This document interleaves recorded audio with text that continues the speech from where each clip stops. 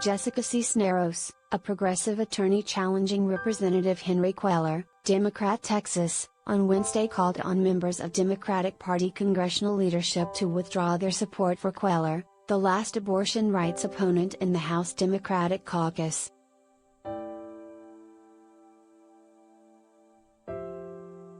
Cisneros seized on Monday night's revelation that the Supreme Court plans to overturn the Roe v. Wade decision guaranteeing a federal right to abortions as a reason for House Democratic leaders, nearly all of whom are backing Cuellar, to reconsider their endorsement.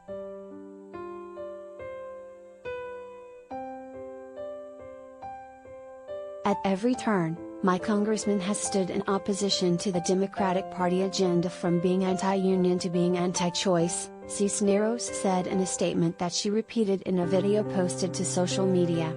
With the House majority on the line, he could very much be the deciding vote on the future of our reproductive rights, and we cannot afford to take that risk.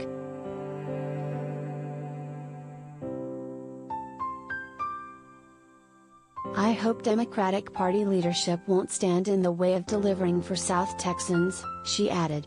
I am ready to work with them to deliver on the Democratic agenda.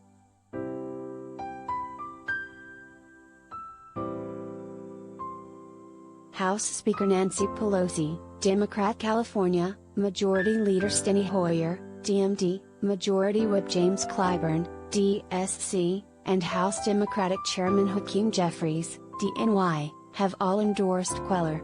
Clyburn is even slated to headline a rally for Cuellar in San Antonio on Wednesday.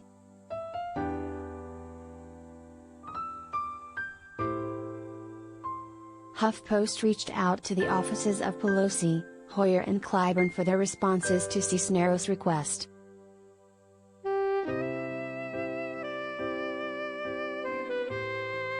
As of late Wednesday afternoon, only Hoyer's office has provided a response.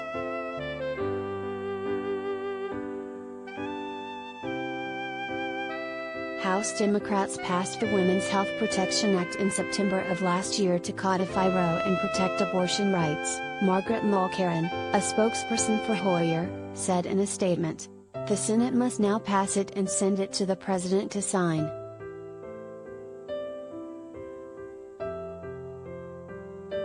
The scenario that Cisneros paints, in which Cuellar would be the deciding vote on a law to codify abortion rights, is not implausible if Democrats retain their majority in the House in November, but that majority shrinks to a one-vote margin.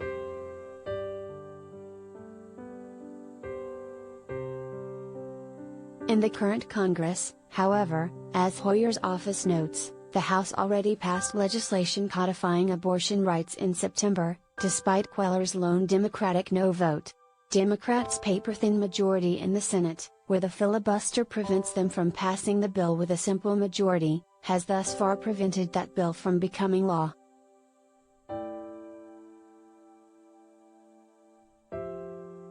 In addition, Democrats need to hold Texas' 28th congressional district to maintain their majority in the House, and Cuellar has made the case that only a socially conservative Democrat like him is capable of doing that.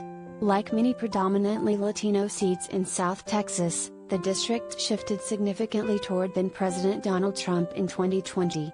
Although Hillary Clinton carried the seat by nearly 20 percentage points, President Joe Biden won there by just 4 percentage points.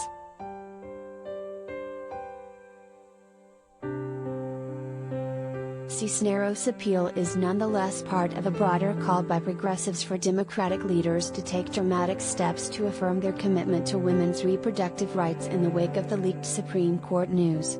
In addition to her statement on Wednesday, she and Justice Democrats, the left-leaning group supporting her, have sent out multiple email fundraising appeals soliciting help defeating the last anti-choice Democrat in Congress.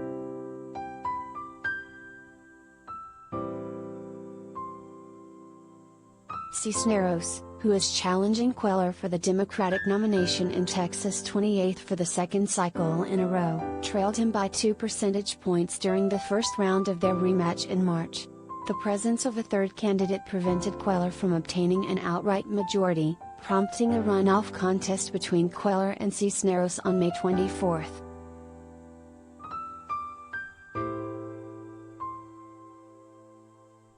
There are precious few other cases in which stances on abortion rights are a point of contrast between Democratic candidates in competitive primaries. In North Carolina's 1st Congressional District, former state Senator Erica Smith has the support of Planned Parenthood Action Fund and NARAL Pro-Choice America in her race against State Senator Don Davis.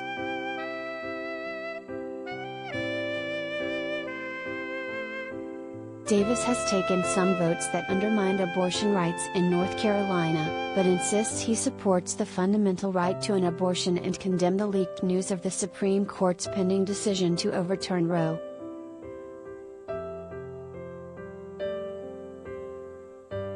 Smith still hopes that the news will give her an edge in the May 17th primary.